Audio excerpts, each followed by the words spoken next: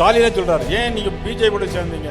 நீங்க மட்டும் 99ஆம் ஆண்டு பிஜேபியில் சேர்ந்து 5 வருடம் 8 அமைச்சர்கள் கோடி கோடியாக கொள்ளையடித்தீர்களே, அப்பொழுது பிஜேபி உங்களுக்கு என்ன இனிக்கவா செஞ்சது?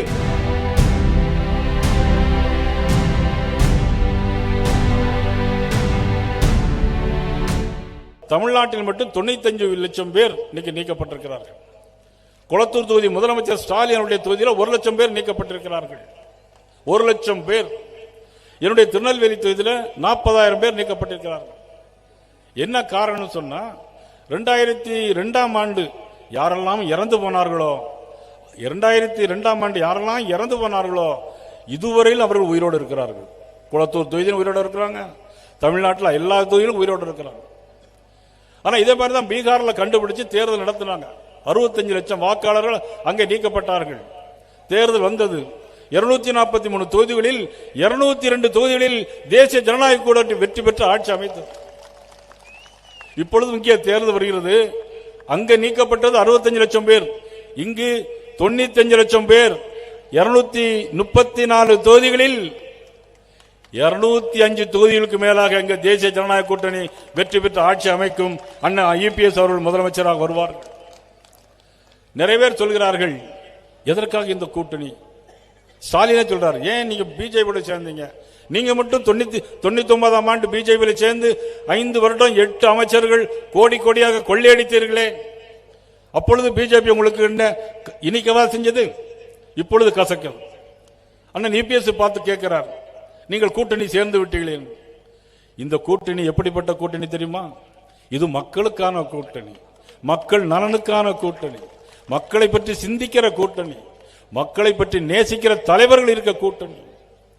பாரதிய ஜனதா கட்சி, ஷாம் பிரசாத் முகர்ஜி போன்றவர்கள் தேசத்திற்காக உழைத்தவர்கள் உருவாக்கிய ஜனசங்கம், அதனுடைய வடிவாகத்தான் இன்றைக்கு பாரதிய ஜனதா கட்சி. அனைத்து இந்திய அண்ணா திராவிட முன்னேற்ற கழகம் புரட்சித்தில் எம்ஜிஆரால் உருவாக்கப்பட்ட அற்புதமான இயக்கம். வாழ்ந்தவர் கோடி, மறைந்தவர் கோடி, மக்கள் மனதில் வாழ்கின்ற மாபெரும் தலைவன் புரட்சித்தில் எம்ஜிஆர் உருவாக்கிய அற்புதமான இயக்கம், தூய்மையான இயக்கம், லஞ்ச லாவண்ய ஊழலற்ற அரசாங்கம். இன்றைக்கு மத்தியிலே இத்தனை அமைச்சர்கள் இருக்கிறார்கள், அமித்ஷா இருக்கிறார்கள். யார் மீது ஒரு ஊழல் குற்றச்சாட்டு சொல்ல முடியுமா? ஆனால் இங்கே திமுகவில் 17 அமைச்சர்கள் மீது இடி வழக்கு இருக்கிறது. இடி விசாரணை செய்து ஒழுங்காக நீதி நடைபெற்றால் என்னாகும் தெரியாது. திமுக துண்டு துண்டாக உடைந்து போகும். பத்திரிகையாளர்கள் கேட்க, மணி அடிக்குது, இப்போ மணி அடிக்குது. அவங்க உண்மையிலே இறைவன் இருக்கத்தான் செய்கிறான். கூடுதுறையில் உள்ள சங்கமேஸ்வரர் நிச்சயமாக எல்லாமே ஒரு நல்ல காரியத்துக்கு பண்ணி விடுவார் நான் நினைக்கிறேன். இந்த ஆட்சியில் ஒரு DGP கூட போட முடியவில்லை. சட்டம் ஒழுங்கு சரியில்லை.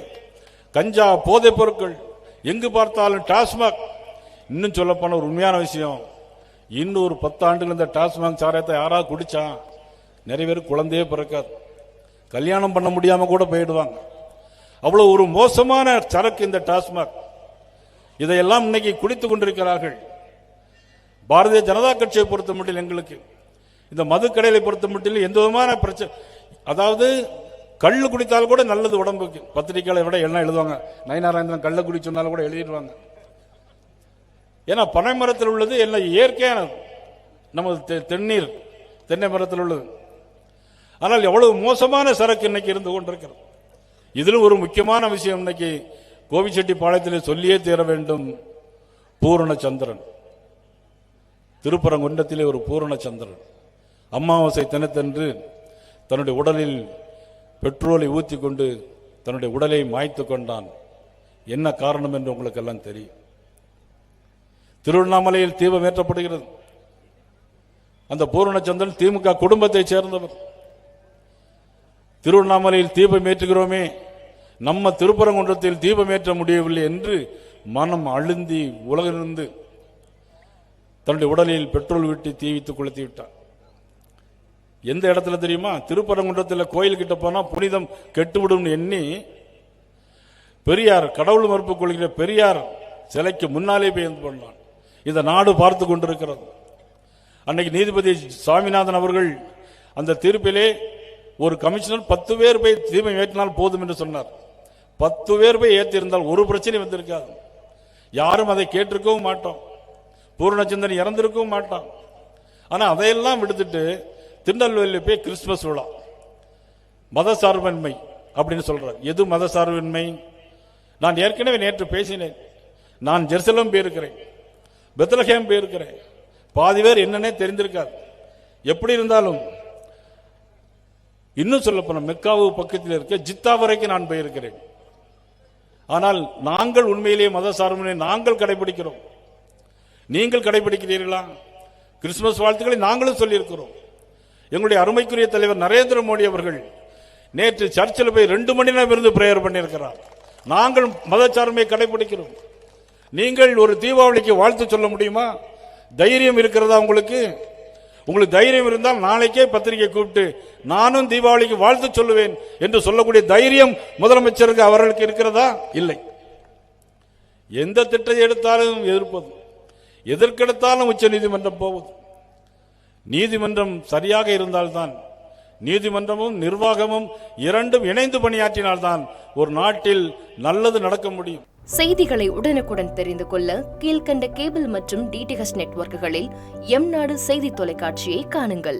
பாதகம் செய்பவரை கண்டால் நாம் பயம் கொள்ளலாகாது பாப்பா.